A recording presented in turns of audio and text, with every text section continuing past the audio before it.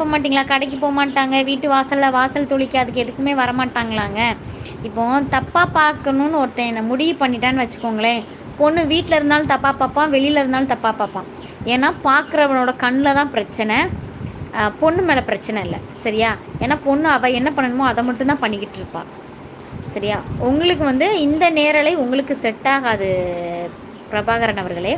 உங்களுக்கு ஏற்ற மாதிரி நேரலை நிறைய இருக்குது. நீங்கள் அங்கே போய் உங்களோட ஆதரவை தெரிவிங்க, அவங்கக்கிட்ட நல்லா பேசுங்க.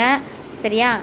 ஒரு நேரலையை பார்த்தாலே நமக்கு எந்த மாதிரி நேரலைன்றது கூடவா இவ்வளோ ஒரு அரை மணி நேரம் என்கிட்ட பேசியிருப்பீங்களா? ஒரு 3/4 மணி நேரம் கூட பேசியிருப்பீங்க. நீங்கள் ரொம்ப நேரம் ஆச்சு வந்து அவ்வளோ நேரம் பேசுகிறீங்க. இந்த லைவில் யாராச்சும் தப்பாக ஒரு மெசேஜ் பண்ணாங்களா? இல்லை தப்பாக மெசேஜ் பண்ணுறதுக்கு நான் ஏதாவது கோஆப்ரேட் பண்ணேனா? அப்படின்றப்ப பொண்ணுங்க போக மாட்டாங்க அப்படின்றது இந்த மாதிரி கலாச்சாரத்தில் இருக்கிறதுனால தான் இந்த மாதிரி நிறைய க்ரைம்ஸ் எல்லாம் இப்போ நடந்துகிட்ருக்கு. சொல்லு சாமி.